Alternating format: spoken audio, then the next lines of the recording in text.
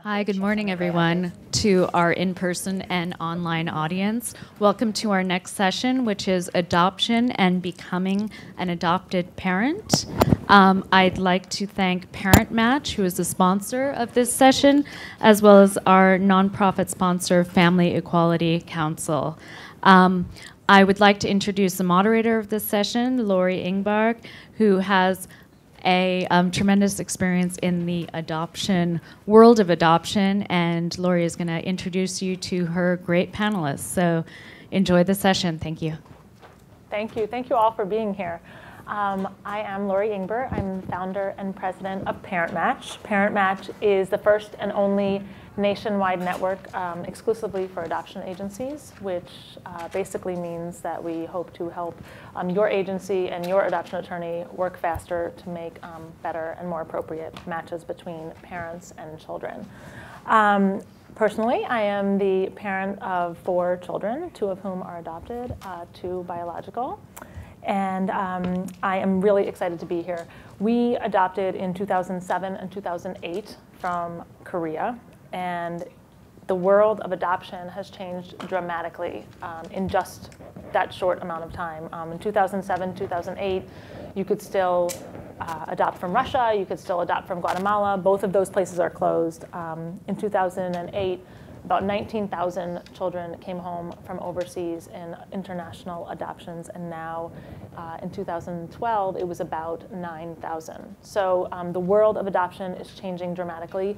We are here to give you up-to-date information that really pertains to our lives as prospective adoptive parents, as people in the adoption field, as people thinking about adoption. So here are our esteemed panelists: Marnie Dendenberg, who is Director of Domestic Adoption Program for Alliance for Children; Jackie Stafford, who is an adoptive mom and celebrity stylist and author of best-selling book. I love this The bio. Wow Factor. Fantastic. Love it.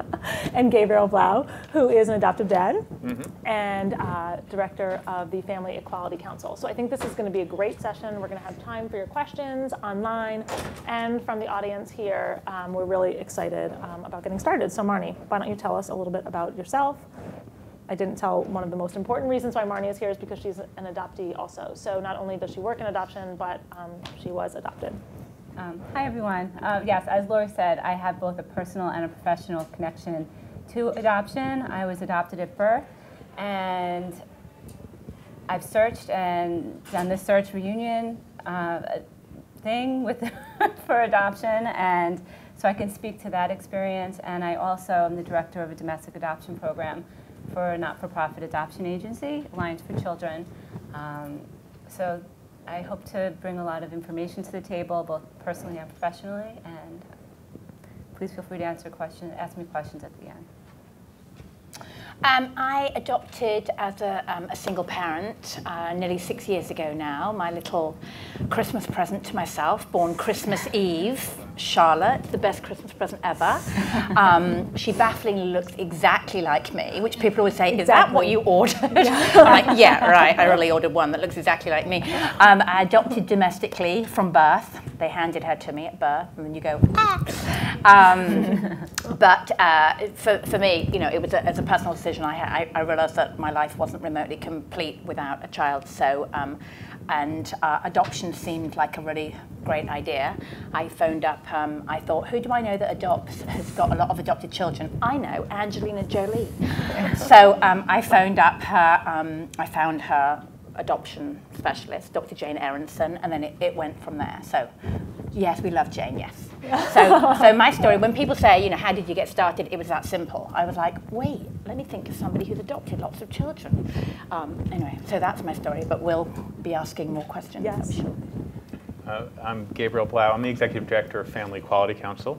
I'm an adoptive father, and my husband and I adopted our 5.5-year-old son domestically, and also were lucky enough to be at his birth, and I actually got to deliver him, which was an amazing experience, and somewhat unusual when you adopt. So yeah, our life was incomplete without a child, and adoption is something that we believe in strongly. told you guys we had an awesome panel, right? We really are representing what is going on in this room right now, and I love this. So Jackie, I'm sure some of the people listening online and in the audience here are single, but they're also, I think most people are trying to decide when is the right time to adopt. Right. You know, is this now single or not? I think, you know, it's a hard time. And when people decide to have a child biologically, is this the right time? Should I do it now? How can you speak to that as a single adopted mom? How did you know this is the right time? This is what I should be doing? Well, I will say that I had an amazing piece of advice, and someone once said to me, there will never be the right time. There's never going to be a right time. Even if it's a child biologically, you will never have enough money, you will never be in the right career, you will never be in the right place in your life. There's never the right time. But the fact is that having a child, whether biologically or adoption, is something that you will never, never regret. That's what, personally, so I can only speak for, personally. So for me, it was just, I lived all around the world, I had a great life, great career, and I got to 40 and realized that something was missing. And it just felt non-negotiable for me not to be able to have a child. And at the time I was single, I adopted a single parent, and I have a fabulous boyfriend who I met when my little one was 2.5, and he's become her father. So, going through the process, I did go through the process on my own, and it just became something that was non-negotiable. So it was, I was lucky enough that I had a stable job, and I just did whatever it took. Do you feel like being a single person, it was more, I mean, we spoke about this a little bit before, but more difficult in some respects or easier in some respects, when you go through that process alone? Well, I remember my lawyer saying to me, people like you, like single mothers like you, are actually a dream to work with, because if you're doing it single, and again I can speak for myself, that I knew what I wanted, I was very focused, I really wanted to adopt a child, I would do whatever it would take to adopt the child, and she told me that sometimes she felt with couples, then often it's more the woman that really wants to adopt the child, and the husband will placate the wife and go along all the way through the process, and sometimes you hear these horror stories where at the end of the day a child is born and the husband will go, eek, I don't know if I can do this. So in a way, I think for me personally, I didn't really have to ask anybody else, what do you think? I didn't really have to do that. So that's got pros and cons. It's the cons are you have to go through it on your own and listen to your gut instincts and follow your gut instincts. But the pros is that you go through it on your own. You don't have to listen to anybody else. Do you feel like you surrounded yourself with certain people? Yes. Or do you think that you really felt like this was like you? I definitely, have very strong family support. Yeah. Obviously, I have lots of friends who are really supportive. So, but I think ultimately it's your own personal decision. It's whether you're with a partner or whether you're doing it on your own. It's your decision. You don't need to listen to other people. It's your decision about what works for you personally. No, I completely agree. I mean, I think that when you're ready, and you sort of know that just on your own. And I think it's fabulous. I think that a lot of people who are thinking about adopting just say, I'm going to wait until I find somebody, or I'm going to wait, and it doesn't have to be that way. The reality is it does work. It worked for you. It didn't take you very long to adopt, correct? No, in the adoption world? In the adoption world, it took me a year practically from the I woke up one morning when I was just turned 40 in December, and my little one was born the following December when I was 41. So it took me a year. Which is fast. Which is fast. Not as fast, though, as the adoptive parent I heard the other day who said they managed to adopt within 24 hours. Wow. Really? They finished their home study, they got everything done, and the lawyer called them and said, there's a baby in LA, you need to go tomorrow. Can you imagine the shock? I know somebody in the exact same situation. The next day. And they were like, ah! Yeah. But a year was great timing. A year, yes. That's the reality. Yes. But that is awesome. That is awesome. I love it. Well, thank you for that. And we're going to have questions, by the way, at the end from everybody. So we're going to talk to everybody, and then we can go back and answer some questions. So Gabriel, tell us. You told us a little bit about your adoption story, but tell us first about the Family Equality Council and what you guys do in terms of adoption and yeah. Sure. So Family Equality Council has been around for 31 years. And our role in this country is to advocate for family values for families with at least one parent who is LGBT. This is an area that's changed a great deal since we started in the early 80s. And actually, our roots really go back to the mid to late 70s.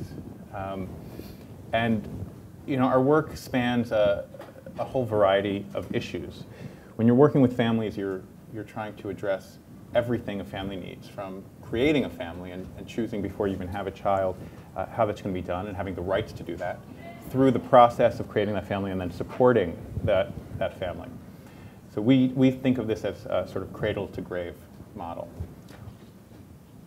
Because we work with the lesbian, gay, bisexual, and transgender community, we're dealing with a lot of legal issues. In the majority of this country, there are significant barriers to LGBT adults who are otherwise qualified to adopt, and to adopt through the foster care system. In fact, there are only 14 states that legally, that legally support second parent adoptions. So that if my husband and I were to adopt in one of these other states, and live in a state that doesn't support this, one of us could not have a legal relationship with our own son. And this is a situation we're facing around the country. In the majority of states, it is very difficult for LGBT adults to really participate in the foster care system and to become foster parents. There are over 400,000 children in foster care. 100,000 of them are eligible for adoption. And there are only 40-something thousand children adopted out of the foster care system every year. So how do you solve this? Well, our research indicates that perhaps if LGBT people did not face these barriers, that all 100,000 of those children would not be eligible for adoption. They would have permanent homes. Wow. So our work is in the policy section, but also in the community section. And we work with the federal government, we work with state organizations and various communities around the country. We have over 100 family groups around the country that support people who are creating families or have families and their children.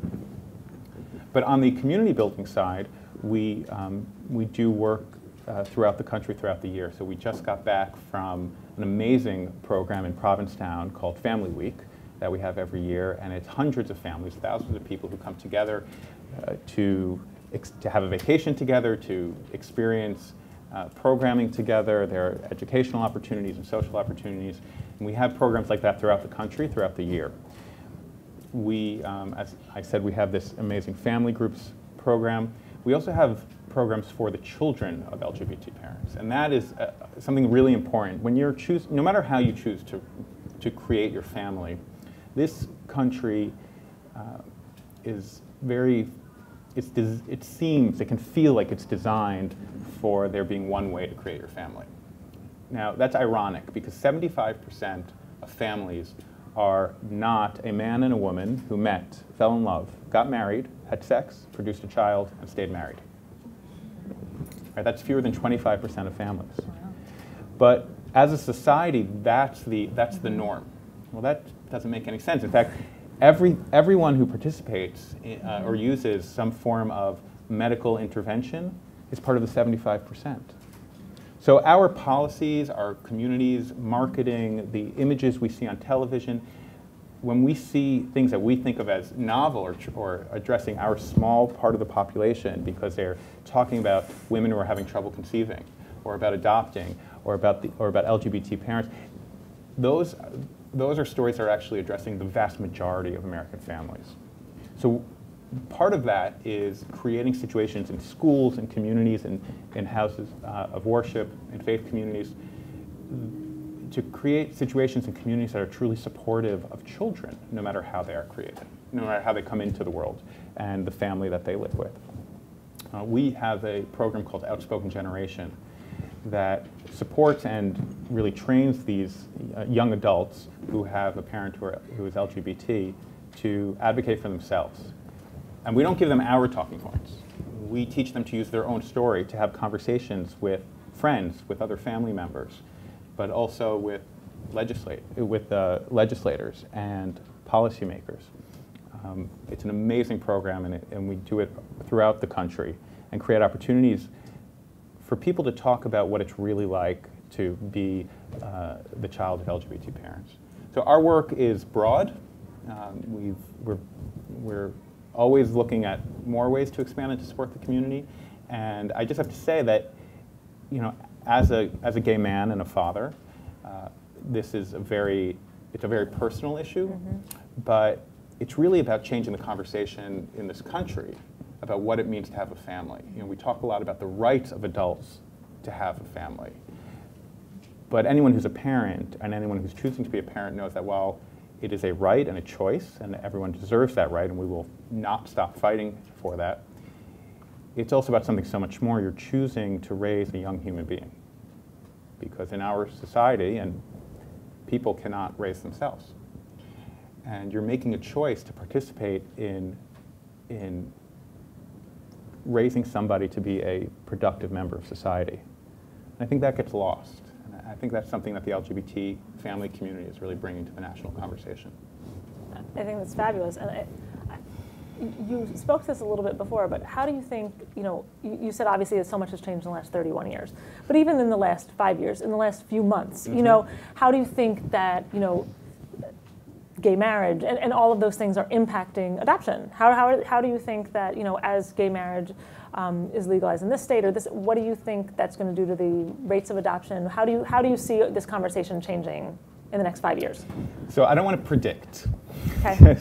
How has it changed? If you asked me 2 years ago what I thought, right. I don't think I could have predicted the kind of the kind of advancements we've seen certainly on the legal side, but even on the cultural side. I mean, look at turn on your TV. It is amazing to see the number of shows that portray our families and that talk about issues of family in such a deeper, richer way. It has, I mean, just before this, I had to write down some numbers because the landscape is changing so fast that I can't keep in my head which states it's legal and which states it's not. Yeah. Marriage has been a huge part of this, but marriage does not solve everything. Do you think that, okay, go ahead, yes, and then I'll ask you the question. So, marriage doesn't solve everything. So we're going to fight for marriage. Marriage is very important. For our organization, it's something that we participate in, and we were very involved and instrumental in winning the Windsor case, which struck down Section 3 of the Defense of Marriage Act. But it's actually, we partner with other organizations, that's what they do. We focus on the family. So what has really changed and what has this done to our families? Well, first of all, we're in a period where people have created families before they had legal recognition. So we're going to be dealing with this for the next 10 or 15 years at least. When there's something called presumption of parenthood, and somewhere out there our senior legislative counsel, our director of public policy is smacking her head because I'm going to get all the terms wrong. But when you are married and you bring a child into that marriage, it is presumed that both parties to the marriage are parents. Well, so many of our families were created before legal marriage existed, including my own. So how do we deal with that? So that's one issue we're still dealing with. Even when you have marriage, it does not mean that you are legally allowed to participate in the foster or adoption systems. So that separately needs to be fought against. We're working on the Affordable Care Act now. We work directly with the federal government and agencies to implement the Affordable Care Act, or what people call Obamacare. It's crucial that as we adopt better and higher standards for health insurance and health care, that families like ours are included, including fertility options. So many insurance companies, and I know this isn't specifically for adoption, but it all wraps into what the community is dealing with, and so many of our families are created in multiple ways. Insurance companies have all kinds of requirements before they will support your need for various medical technology to help you conceive, and often you simply cannot access those if you're a lesbian couple. So there are things like that that we're always monitoring and working on. I had a conversation today with a lovely woman who just didn't understand our community, and in what way? Didn't understand. Asked the question, should I? Well, she's thinking about being a single mother, which is very commendable, and the issues are really very, very similar. And she said, do your children feel like they need a woman in their lives and a mother, and what does that do? So first of all, every single scientific study proves that that does not matter what the sexual orientation or gender identity of the parents are, and the one study you hear about that they say on Fox News is does not do that is actually scientifically invalid to come to that conclusion. And it brings the conclusion it does come to is that the only correlating factor in successful parenting is stability in the home. Mm-hmm. So here's somebody who wants to become a single mother, and I'm a gay man, and this issue it's the same issue. When you're choosing to bring a child into the world, how are you going to fully support them? Absolutely. I mean, I think it's interesting because, and you can always bring infertility into this conversation because the reality is it's about family building, and just because we're in the adoption world in this particular moment, how people build their families is always, it's a choice, and I love bringing that to this conversation. Do you want to tell us a little bit more about your child, maybe? Sure. Well, your story? How many thousands of pictures? Yeah. I think that people who are interested in adoption just want to hear sort of how the process unfolded, Yeah. And so, anyway, if you wouldn't mind sharing, I think that'd be interesting. You did? Oh, yeah. Really quick? Really quick. 24 hours? My husband was not 24 hours, thank God. My husband was in graduate school, and so we had planned to take about a year. So we start the process, and then we even delay it a little bit. And as soon as we make the decision to delay the next part of the process, we get a call. There's a woman, she's six plus months pregnant. The family she was working with fell through. We talked to her. Within 3 months, we had a child in our home. Wow, that's great. And in the interim, my sister, before we made the decision, my sister had become pregnant. And then we made the decision and then had a baby before she gave birth. Which is irritating on a lot of levels. You know what? It brought my sister and I, and Tamar, if you're watching, it brought us so close because I really have to say it was amazing. She, the whole family was gearing up through her process, and she turned it right around to be about us. And I remember her saying, I have 9 months to prepare for this. I can't imagine what you're going through. And it was an amazing experience. And for us, having our son, we realized how little difference there is between bringing your child in through adoption or bringing your child in through other means. And I see this with my sister and nephew. Our relationships are as strong. There's something very organic about adoption. You go through, everyone thinks it's just about signing on the dotted line and then it's done. You don't, you made the joke about ordering, which is a joke that we commonly make, but you don't do that. You pray and you hope and you meet people, and coincidences happen and your child suddenly is in your life and you can't imagine it happening any other way. And even through the heartache of adoptions that fall through, children who are born who are stillborn, and they're all, all of the same stories happen, and it's not unlike my friends who have gone through terrible stories, who are heterosexual couples and had no real medical issues, but gone through their own stories. It feels so organic, so that's really important. Our son just started kindergarten, and he's very well adjusted. He has a great sense of fashion. We love him, and we were in his school he started this last week, and we were in his school on Friday, and one of the children saw us, and I introduced myself to the child, and she looked at me, and she looked at my husband, and I said, I'm Elijah's dad, and she said, no. So you're both dads? And we said yes. She had a question, does he have a mother? And we explained that there is a woman who gave birth to him, who we call his birth mother, but she doesn't live with us and she's not part of our immediate family. And that was it. Yeah. And she went on playing. I think that, we do, first of all, the word organic that you used is so right on. As far as I, my husband and I consider we had a biological child, we adopted 2, and then we had another biological child.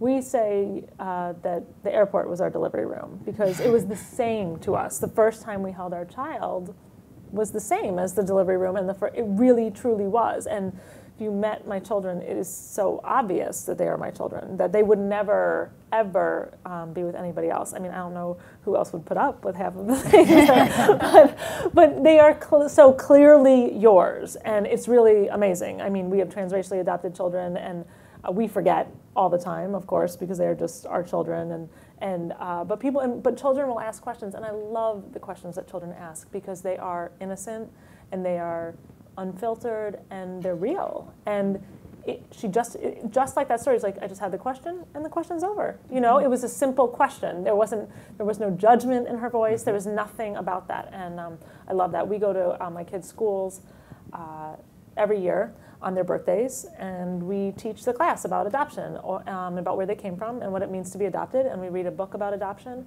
and the kids have awesome questions. And they are just educated and knowledgeable, and then, you know, the rest of their day goes on, and it's not that interesting, which is perfect, yeah. Which is exactly what you want. So I just love that, and I think the adoption story is great, and it's fabulous. So speaking of adoption, Marnie, you wear 2 hats also as an adoptee and an adoption professional. So share with us, I'm sure everybody is really interested. My children are still children, obviously, and I think as an adult adoptee, it's interesting to sort of hear the feelings and your reunification, and as much as you are willing to share, I think that people will be really interested in hearing how the process went for you, what you felt like when you grew up, how you found out you were adopted, if you always knew, all of those things. Sure. I was adopted at birth, and I have no recollection of being told I was adopted. It was just something that everyone knew, and it was just part of our family. I guess we were an original blended family. So that was how it all started, and it was much different back then. In my 40s now, and adoption, the landscape of adoption has changed so much. Back when I was adopted, adoptions were typically closed. So there was no identifying information about your birth family. There was no information about my family, and for many people, I felt growing up that I was the only adopted person in the universe. And that simply doesn't exist anymore. And just from listening to the way everyone else is speaking, it seems like the children today are just provided with the tools they need to understand adoption and to understand how families are built today, which is, they've been built this way forever, but it's just the way that we approach it and the way we communicate about it. So I feel like children today will be so well prepared to express themselves and just to understand where they come from. And part of that process, when they feel so comfortable, it will lead to other people feeling more comfortable. Of course. And it just puts a better perspective on adoption in the universe, really. Over time, there have been very negative concepts of what adoption is, and trying to demystify adoption and explain that it's a beautiful organic process. Going back to that word, I love that word, and I use that often in my adoption practice. It really is a much different process today than it was, and everyone seems to be just vibrating at a higher level with regard to adoption. You probably had very forward-thinking parents who sort of made you not be able to remember, you know, being told you were adopted. My children also, we have never, it's been a conversation, you know, it's a conversation, as I'm sure it is in both of your houses. There isn't a revelation, but I think that was unusual at that time, and I think a lot of people who are our age are surprised. And so I think that's sort of interesting that your parents at that time were already sort of ready to do that, you know, even though they obviously didn't know very many other people who were adopted. Yeah, and just as you say that you feel like your children were born in an airport, my mother says the same thing. A little differently, obviously. It wasn't a bad experience. I was a domestic adoption. But she says the second that I was placed in her arms, she felt like she had given birth to me. So, you know, she was my mom. Right. Growing up, I always knew I was adopted, and as I said, there was not a lot of understanding in my world about what adoption was. So, of course, there were children who made fun of me, not like trying to be mean, they just didn't understand what adoption was. And I didn't really have the tools. There weren't workshops that I attended that really prepared me for this.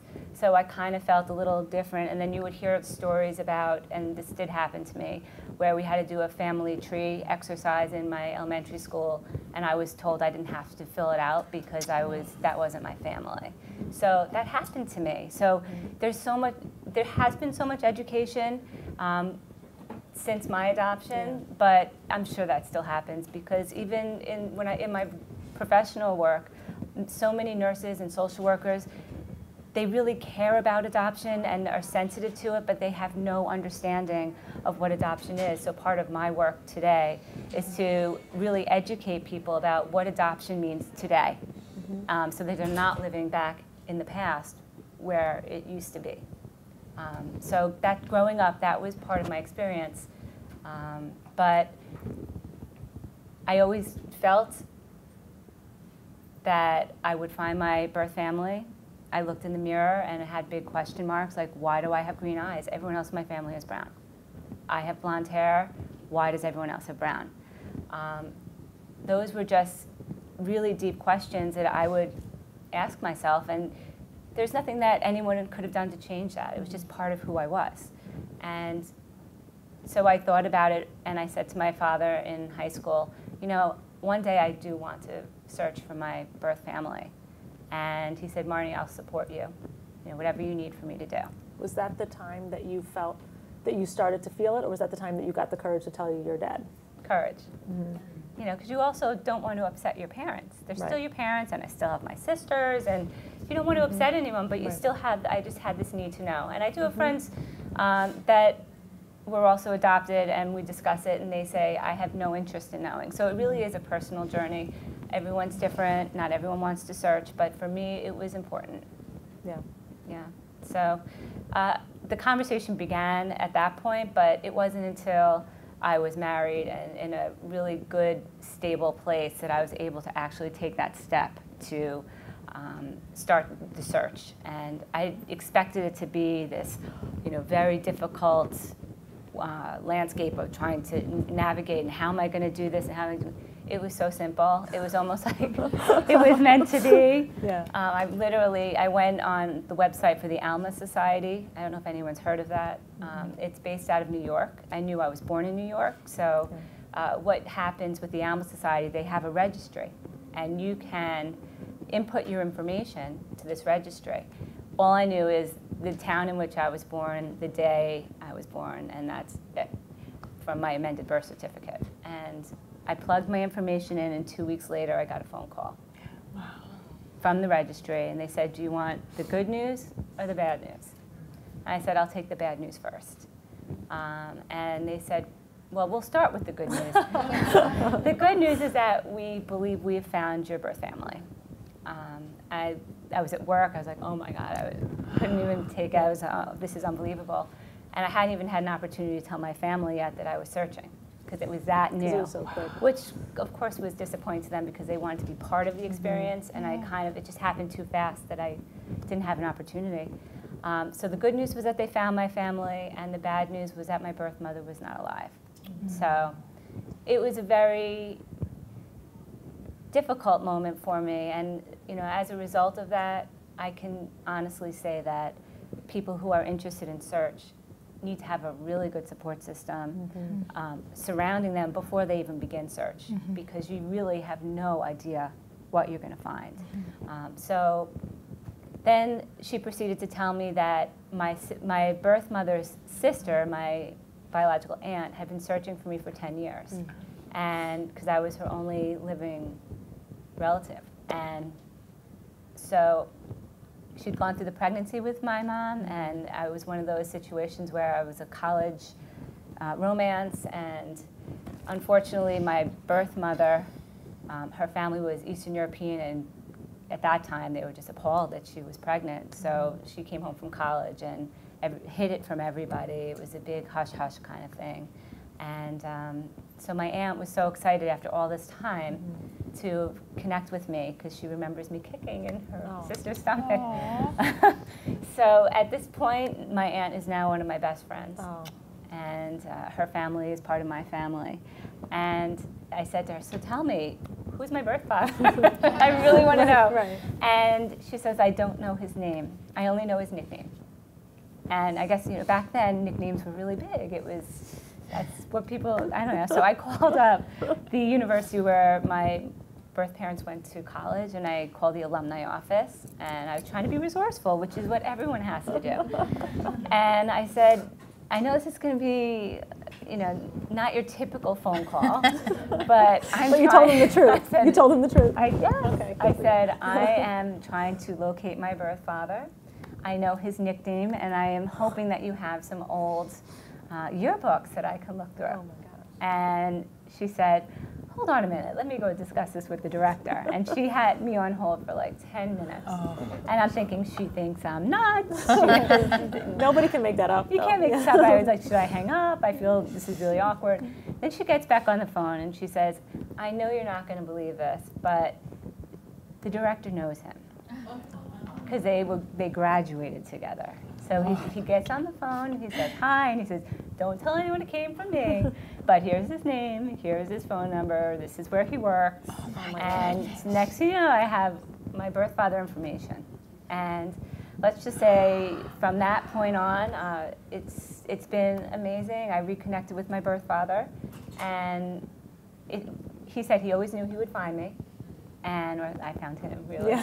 And it's been terrific. I have siblings on that side of my family as well. It took him 12 years to tell his family, so I waited for 12 years and had a relationship with him. But after 12 years, it was starting to feel a little uncomfortable for me, kind of like a skeleton in a closet. Nobody wants to feel that way. Mm-hmm. So after 12 years, I said, you know what, I think it's time for you to share the information with your family.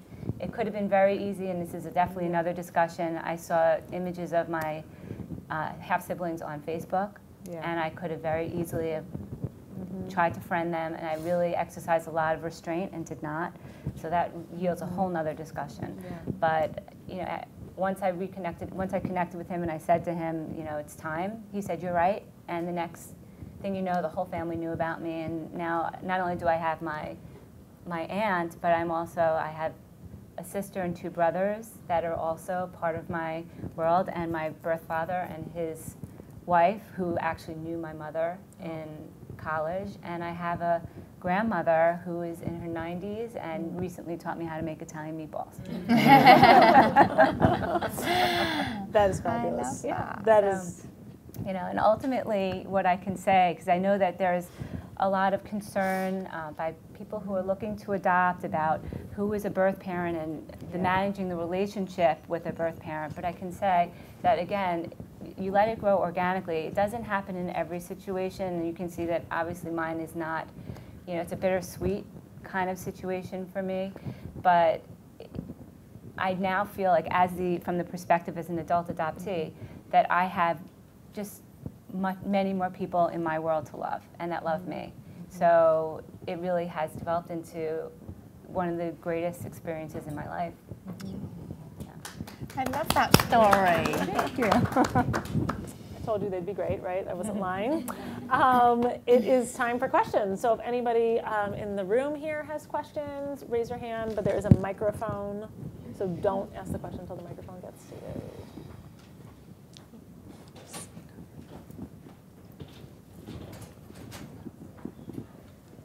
I actually have 2 questions, and they're very different, but feel free to make them as short or long as your answers as applicable. On the first one, in terms of what has happened in the last couple of years, where are the countries, international countries, that people generally have an easier time adopting from, assuming that they're not from that country? They don't have a national tie to that country themselves. And secondly, maybe Gabriel can speak to anyone about co-parent adoptions. And maybe it's a single woman with a single man who want to do a legal co-parent arrangement. If anyone can speak to that, if they have any experience in that area. Is the person who was doing the slides in the room? Because I told you I didn't want the slides, but I actually want the second slide. Can you pull that up? Do you want to take the co-parent question? Do you know anything about that? I think she was looking for a single. Gabriel. We'll pass it to you. I don't know a lot off the top of my head about co-parenting. I know that you can create legal agreements between the parents, but I'm not sure co-parents that aren't using their biological material to create the child. I don't know if they are eligible for second parent adoptions or not. Thank you. We just sort of passed that down the line. Yeah, and yeah. stuck And with I that gave you because there was another nobody else answer. there. Right. I appreciate that. So, I don't know. So this is probably the answer to your question. These are the top sending countries in 2008: Guatemala, China, Russia, Ethiopia, South Korea. My children are in there in South Korea. And then 2012, those are the top sending countries, okay? So China, Ethiopia, Russia, South Korea, and the Ukraine. Guatemala was closed in 2008.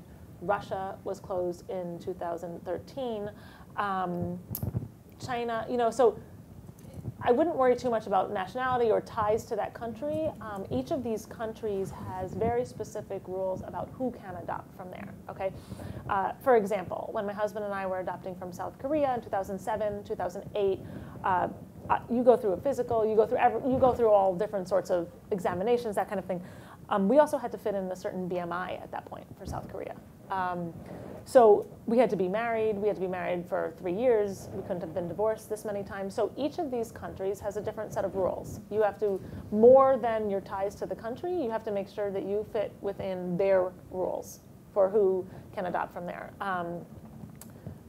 Most of the countries are strict, but these countries are still open. These countries are still, there are a lot more countries that you can adopt from than this, obviously, but these were the top sending countries. There are a lot of countries in Africa that you can still adopt from. There are a lot of countries in South America you can still adopt from, but this is where the majority of the kids are coming from. Would we caveat that and say that the China adoptions are typically special needs placements at this point? They are still, well, the wait for a non-special needs child is about 7 years from China. So I think, yes, most of them who are coming home, but you can still get on the wait list. You can still get on the list. That is absolutely true. So, and this is tangential, but in terms of special needs, I think that that's an important conversation to have too. A special needs adoption means a lot of very, very different things, a lot of very varied things. My husband and I adopted a special needs child, and you would not know that ever. You could meet him and never know that was the situation. I have a relative who has a quote unquote special needs child who has a very large birthmark on her leg. These are not special needs that you would think of as a special need. So I think that I wouldn't let that deter anybody. That's sort of the point of that conversation, is that special needs can be anything from very major issues, obviously, to very, very minor things, like the things I just said. So, to add on to that, even in the U.S., yes. First of all, there are a lot of children eligible for adoption in the U.S. Yes. And we generally talk about adoption from other countries. When my son was born, people said, "Where is he from?" Mm-hmm. And when I said he was from the U.S., somebody said, "Oh, is he disabled?" Oh, that's interesting.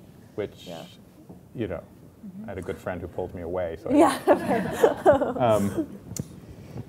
but there's this assumption that you can't adopt domestically. But also in terms of, part of having an adoption is you're being very, very conscious about what your choice is and about creating a family. And there are a lot of special needs children out there at varying levels, and there are a lot of support systems for those adoptions and for raising those children. And I think when you're going into adoption, it makes sense to have conversations with parents of special needs children. Mm-hmm. Not because more children are special needs in the adoption system, just because you're already making a decision to help a child who needs a home. And so it's something that you should really be educated about. Also, sometimes a child is born, and because of the state of the of the care of the birth mother, you won't necessarily know the exact health of a child. And the child is born, and it could be a horrifying moment to find out this child who you've already connected to in your mind. So you want to prepare yourself for that and know that there are ways of supporting those children. I agree. I mean, adoption is a leap of faith on every level, and people have asked us moments where maybe somebody had to pull me away about how you can take a leap of faith like this with birth parents who we don't know. Our children from South Korea, we have no knowledge of their birth parents at all, and I think that you don't know what you're going to get regardless. That's the reality. Whether you birth a child or not, you don't know what you're going to get. when my children came home, they were a year. We had a lot of great medical information because they were already a year, so we knew exactly what was going on. We may not know their genetics, we may not know their birth parents, but we had a significant amount of information about them and the status of their care and their health. So it's a leap of faith regardless, it really is, and I think it's certainly one that we would all say is worth taking.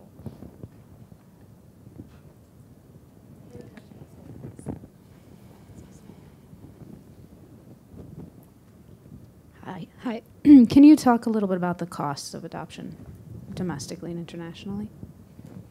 I could speak to domestic. I can't really speak to the international because I do the domestic adoption work.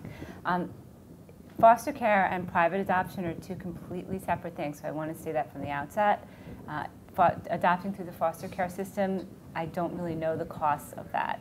But I would say that from an agency perspective, a private adoption agency, the fees are probably, including like legal and et cetera, somewhere between $28,000 and $35,000, potentially higher.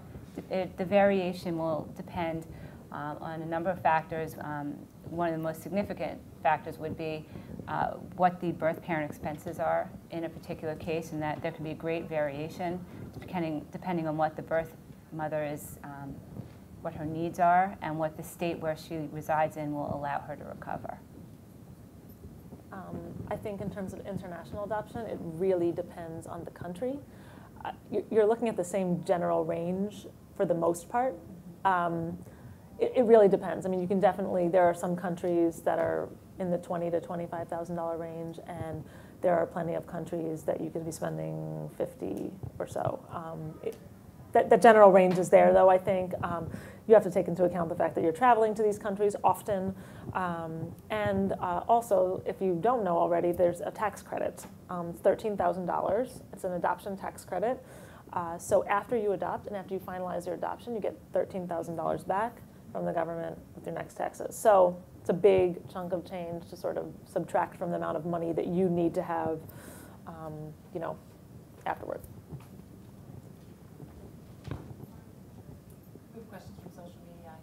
Let's do it. Lori, do you have words of wisdom around having both adopted and biological children in the family you created? Honestly, we parent them all the same. They are so. You can put that other slide up if you want. You can see my kids. But we had a biological child. I had always wanted to adopt. We had foster children in my home when we were growing up. And it really sparked something in me that we could do more, that there were people outside of our home that we could do something else for. And so regardless of whether I could have biological children, which I clearly did not know at that point, that's something my husband and I decided. So soon after our first was born, we started the adoption process. And about a year and a half later, our daughter came home. And as soon as she was finalized, my son came home about 3 months later. We call him our surprise adoption. And then I got pregnant a couple years after that. So in terms of raising them, it's very normal for my children. It's sort of a strange word to use, but my oldest used to think that babies came on planes because that's where everybody kept coming from. I mean, he had no idea that he grew in my belly. We didn't really ever talk about it. It's just sort of this normal thing. I never told any of my children, I guess, that they were, I guess I did at some point, that they were adopted, but we just know it. This is something we talk about on a regular basis. We talk about Korea. We talk about going back there. We talk about meeting your birth parents. We talk about, it's just a very, it's very organic in my family. I mean, I have 2 sisters. Each of them has biological and adopted children too. So my kids have amazing frame of reference, which is not normal at all, but the cousins that they see are also, Caucasian and South American and Middle Eastern and African American. And so that's the normal in our world. So for us, we don't treat it as anything different. We just, sort of, yeah, it's always been how we raise our family. Any question back there? Is that okay?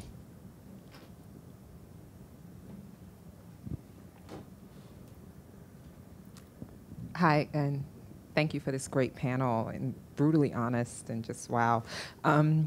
I would love to get some feedback on your thoughts about this. For me, anyway, it's a new term. I've never heard of it, called rehoming. That has come. First of all, I'm sure you can explain it better than I can. So please, it's something that I think is interesting. Do you agree with it? What do you think it's indicative of? These parents who are using the internet to find new homes for children they've already adopted. Ethically as well. Either way, go ahead. Okay, yeah, but by all means. Yeah. I feel very strongly on this issue. I'll wait for. What I was saying, I feel very strongly about the issue of rehoming. Adoption, it is state regulated, whether it's private or it's public adoption. It's state regulated. I'll give you an explanation of rehoming. It's a new term of art for children who were adopted primarily internationally. Many of the cases are international at the outset, where children have come to the United States and families have found that they're unable to parent them, and they've been posting their availability for adoption online. So the adoptive parents are now looking for adoptive They're homes looking for new adoptive families, and they will connect with the family who they may not know at all, and without any state involvement, will transfer custody through a notarized document between the parties without the involvement of any professionals, to safeguard and protect the child's interests.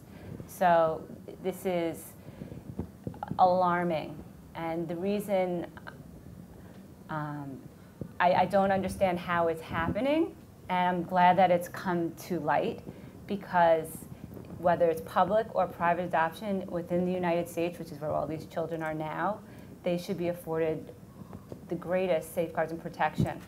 And in the adoption process, great safeguards do exist if you take the standard route, which people are trying to circumvent through this approach. And that includes screening of adoptive families and an extensive home study process involving many clearances, child abuse clearances, criminal clearances, in the state of New Jersey and in many other states, FBI clearances, letters demonstrating a family's ability to parent from a perspective of mental health, from financial stability. There's so much documentation that is necessary to demonstrate an ability to parent through proper means. And through this rehoming, people are skirting all of that, and decisions are being made without protecting a child. So I know there was recently a case where a child went from one home to another, and the new adoptive family, they created a false home study which they showed to the family, and it ends up that they had criminal background. And this child was in grave danger as a result of that. So efforts need to be taken, from what I understand, is being looked at right now to see what can be done, especially at this point. I believe they're having discussions with internet providers, Facebook and all different internet sites, to try to get these sites offline. But it's very hard in the web world to manage that. So I know they're working on that right now, and I'm sure that legislation will come to fruition. But what's scary about that example recently is that the original parents who applied for adoption, they passed all the tests, and then somehow they decided, I either don't want to do this anymore or I can't do it, and then somehow they think this is okay. There's a lot lacking there, obviously. I mean, they did pass those tests, but I think that, and I agree with Marnie, but they need to have felt also that if they were in over their heads, that there was something that they could have done. In this particular case that we're talking about, they said they didn't want to contact the authorities because they were afraid that they would charge them with something. Whereas the reality is, adoption professionals are here to do these things, are here, after we adopted, people were checking in on our mental health to make sure that things were actually going okay, because sometimes it's not as smooth as silk. but to make sure that these things are really happening the right way. Obviously, these cases were handled all wrong. You know, I want to add a couple of things. One is that everybody in the process, so just my personal experience, everybody in the process when you start adopting wants to help you create a family. So we were very nervous about that. We were young. We were one of the youngest couples we ever met who was adopted. And, you know, we were embarrassed by our tax returns and about, you know. Everybody really wants to find good homes. So they are a resource for a reason that we should be trusting, and some of them are overburdened, but they're still there, and that's their goal. Two is that this is not a phenomenon that's really about adoption being the original piece. And there's a misconception that that the bond between a parent and child is different in adoption, and the studies I've seen show that that's not the case. This is the case where parents become overwhelmed when they have a child, and I can imagine why the process could have something to do with that feeling, but that is a very natural feeling for parents. Absolutely. And there are systems set up to protect them. Which they clearly did not have access to, and I think that's the point. Let's not make, this is not just about adoptions. When you adopt, you don't have, your legal bond to your child is the same as the legal bond between a woman who gave birth to a child and that child. But then do you think that those families who are actually practicing this, which is ethically questionable, of course, do you think that they should then be allowed to adopt another child down the road? I mean, did they slip under the radar? I mean, it's certainly, look, I'm not speaking for my organization, I'm speaking as a parent. Yeah. I think that first of all, I can't imagine this is legal, and I don't know the ins and outs of it, but it certainly isn't following this is like child trafficking. Right.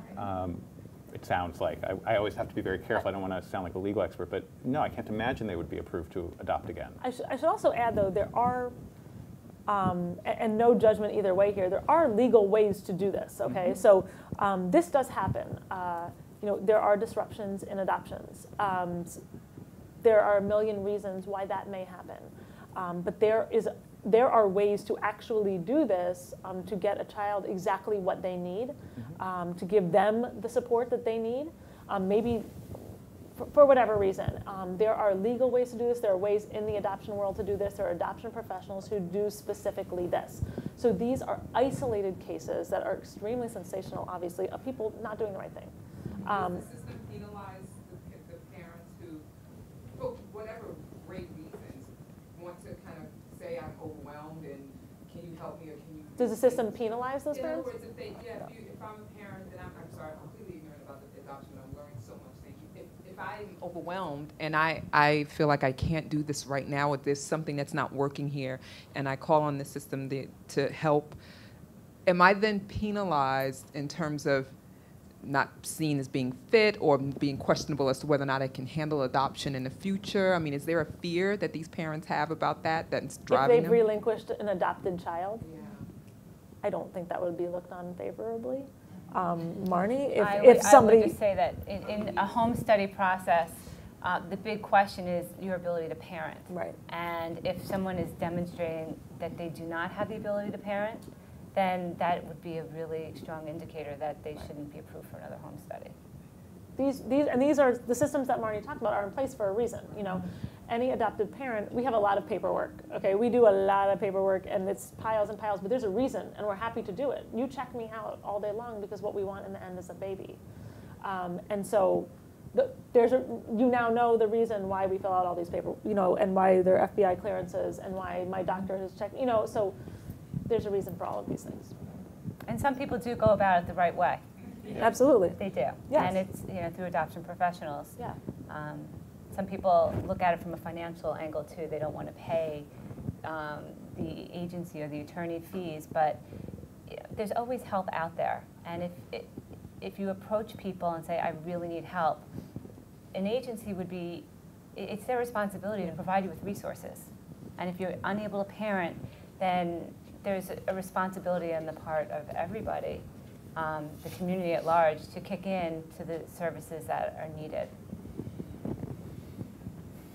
Okay. Yep. I think we're out of time. Thank you, Gabriel, Jackie, Marnie.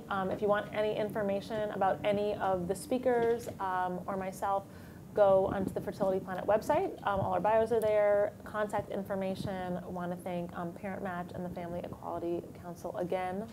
And also Fora.tv for live streaming this. If you want to watch it, or all of you at home can watch it again starting tomorrow for free, just go to the website and you'll be able to do that. Thanks. So nice to meet you all. This was great.